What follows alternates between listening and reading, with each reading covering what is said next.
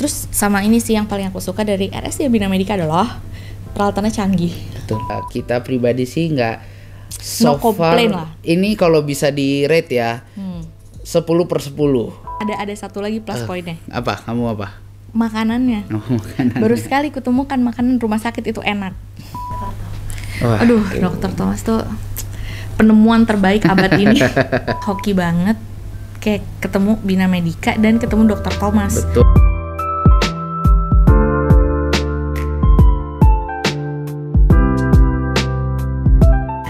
After persalinan rasanya apa ya? Kayak lega banget sih, Lega sih. banget. Apalagi setelah kemarin deg-degannya pol gara-gara kayak di luar planning. Betul. Udah pilih tanggal tiba-tiba maju. Jadi kayak deg-degan banget sih. Soalnya mentalnya disiapin bukan buat kemarin gitu. Oke ya. Ya sesuai, harusnya udah ada rencana tapi ya Iya, tapi di luar kayak rencana itulah. dia pilih sendiri. Jadi kayak ya udahlah. Tapi yang penting dia yang sehat sih. Dan akunya juga recovernya aman. Jadi kayak lega. Dua-duanya sehat, mantap.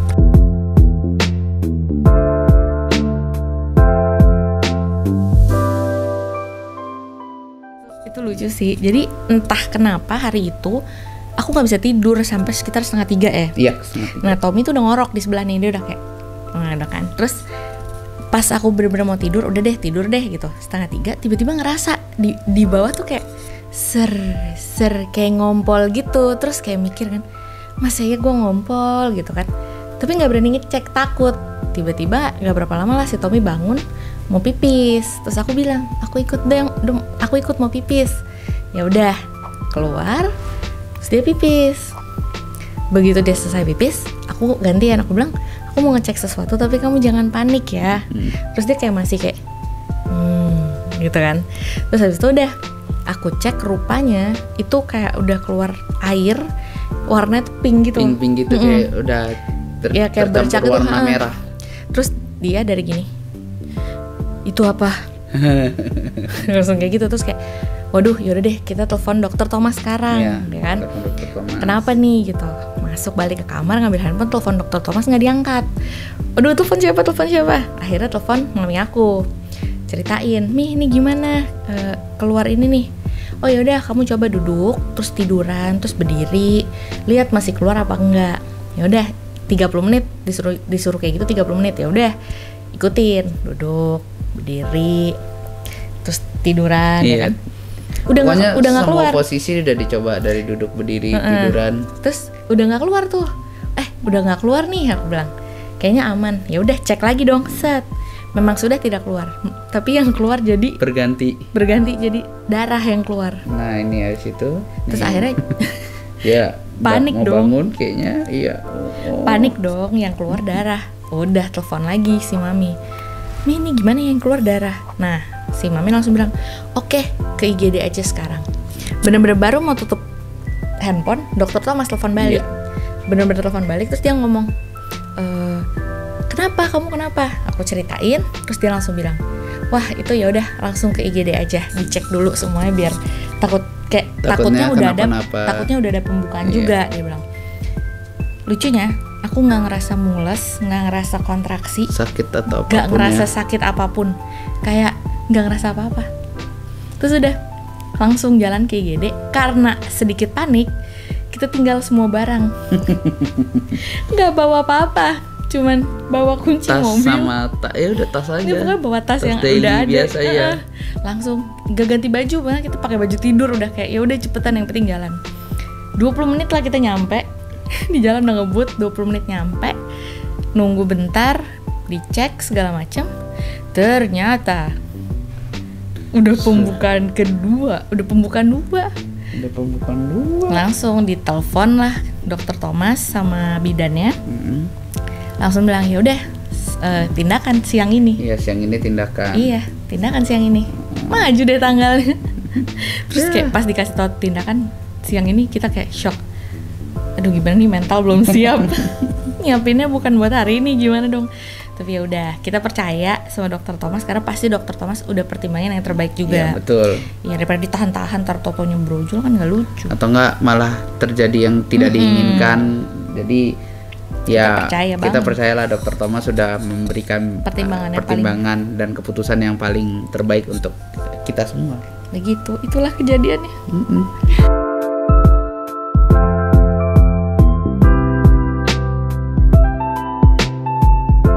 Oke, mau dari sisi ayah apa sisi ibu dulu? Sisi ibu dulu. Nah, Sisi ibu adalah yang paling dirasain itu adalah gini. Nah, kita ini kan anak pertama kita. Yang namanya anak pertama pasti banyak nggak taunya, banyak pertanyaan aneh, banyak pertanyaan konyol. Nah, ini aku pribadi ke Dokter Thomas ya di Bina Medica, itu benar-benar ngebantu banget karena dia nggak ngejudge pertanyaan bodoh kita gitu loh, kayak ya namanya juga anak pertama nggak tahu apa-apa gitu kan. Malah cenderung di guide ya. Iya, kita malah di guide, dikasih tahu kayak gini, kayak gitu harus apa. Jadi ya udah, itu yang aku rasain adalah diperhatiin. Betul. Ngerti kan? Kayak nggak dilepas gitu aja gitu, nggak disuruh cari tahu sendiri tapi di guide kayak gitu. Kalau dari sisi ayah? Dari sisi ayah nih ya, jujur mirip sih sebenarnya, mirip kayak kan ini anak pertama ya, maksudnya banyak hal yang kita nggak tahu dan kurang paham. Dan setelah melahirkan pun ya, setelah bayinya sudah keluar, bukan yang cuman kayak oh ya nih bayinya diobservasi 6 sampai 7 jam, habis itu ketemu orang tuanya, habis itu udah enggak benar-benar enggak. Jadi benar-benar kayak dokter yang melahirkannya Dokter Thomas datang, terus dokter anestesi datang, terus dokter anak laktasi semua datang, kayak semua tuh THT kontrol kayak benar-benar kayak tanya perkembangannya gimana, terus ada pertanyaan kan nih dari kedua orang tua, maksudnya ada pengen tahu apa, terus malah dikasih hacks kayak oh nanti kalau misalnya ini begini aja caranya. Nah, kalau misalnya dedenya mau nyusu nih, diajarin cara apa taruh ininya cara nyari posisinya gitu-gitu, pokoknya banyak deh. Dan itu kan hal yang new parents nggak tahu kayak gitu. Terus sama ini sih yang paling aku suka dari RSUD Bina Medica adalah peralatannya canggih. Betul. Itu peralatan itu sangatlah penting sih. Karena jujur ada satu pas kontrol di bulan keberapa itu disuruh fetomaternal ya. Nah di situ itu tuh buat yang nggak tahu mungkin itu bisa ngecek semua organ yang ada di dalam tubuh si baby. Padahal babynya masih di dalam perut. Jadi dari fungsi otak, fungsi jantung, ginjal, paru-paru, terus usus gitu semua dicek ketahuan kayak. Dan itu detail banget ya. Ini nih ada masalah apa enggak? Dan untungnya sih kalau kasusnya baby case sih enggak ya, enggak ada masalah. Dan itu berguna banget sih buat buat orang tua untuk tahu, karena kalau misalnya emang ada apa-apa kan jadinya bisa ada pencegahan ada atau tindakan antisipasi duluan lah sejak dini gitu. Kayak jadi misalnya oh ternyata nanti pas lahir harus ada tindakan operasi lagi kayak gitu-gitu. Itu menurut kita plus point banget sih soal alat-alat yang canggih itu. Betul, mantap.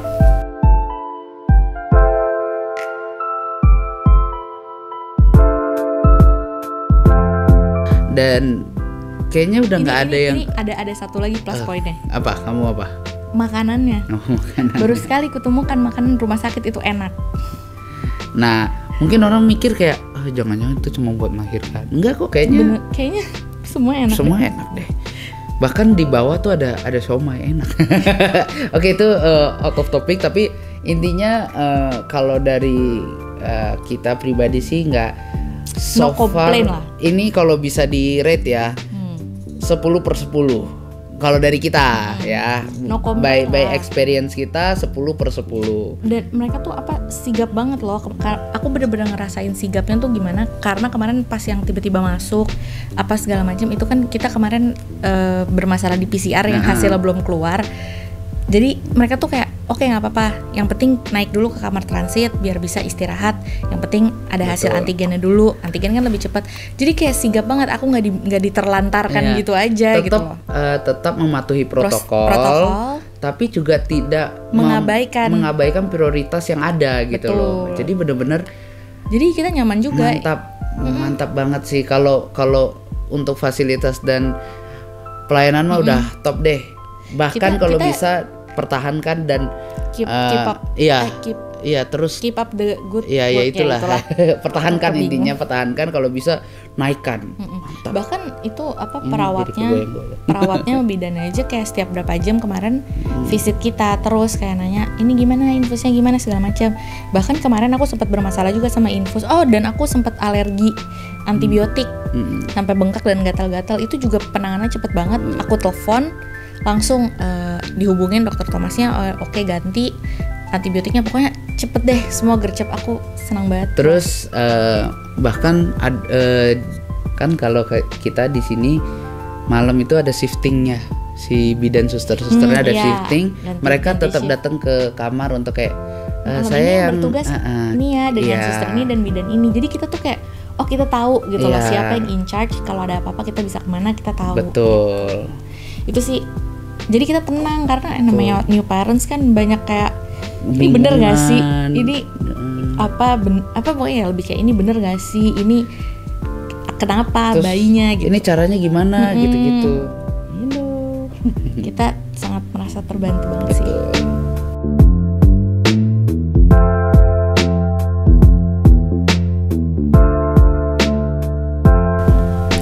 Aduh, Dokter Thomas tuh penemuan terbaik abad ini.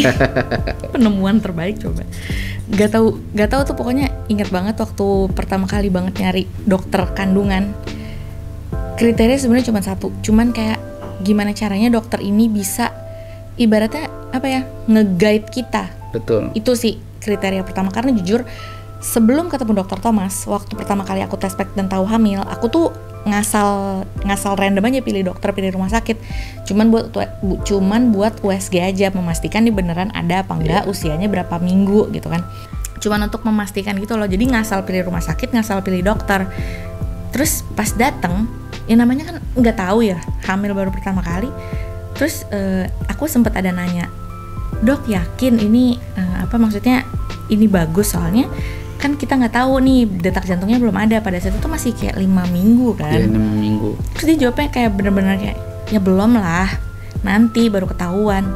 Kayak ya kan gue nggak tahu kenapa jawabnya judes begitu gitu. Terus habis itu jadinya ngerasanya tuh kayak dijudge gitu loh ya, namanya kan nggak tahu, masa nanya nggak boleh. Kan anak gitu. pertama ya, kalau anak kedua mah udah nggak kaget. Iya, nah terus jadi kayak ya udah dari situ kayak mencarinya tuh gimana cara dapat dokter yang bisa mengayomi gitu kan, bisa nge-guide. Dan itu juga hoki banget kayak ketemu Bina Medica dan ketemu Dokter Thomas. Betul. Karena dia bener-bener helpful banget, dan aku tuh sempet banyak problem di trimester 1, yaitu nggak bisa makan sama sekali. Dan itu Dokter Thomas kayak bener-bener standby. Aku bisa telepon dia jam 4 pagi, terus dia tuh kayak kasih tahu, oke, kamu minum obat ini supaya ini segala macam sih. Jadi itu bener-bener kayak mantap. Dia nggak cuman nge-guide kita di saat kita kontrol doang. Betul. Tapi bahkan di saat kita di rumah dan kita butuh dia, kita tuh bisa reach dia gitu loh. Jadi kayak tenang gitu kan. Iya, bukan ya nggak lupa tugas lah intinya. Walaupun ini nggak di rumah sakit atau di luar jam kerjanya si Dokter Thomas, dia tetap standby. Betul. Kayak itu plus point banget apapun sih. Yang lu mau tanyakan, nanyakan gitu. Kita sering banget gangguin dia via WhatsApp. Maafkan kami, Dok. Gitu. Jadi untuk Dokter Thomas, kalau bisa kasih rate lagi 10/10. Kalau bisa kasih rate by lagi experience ya. bintang 5. Tapi ini by experience kita 10/10.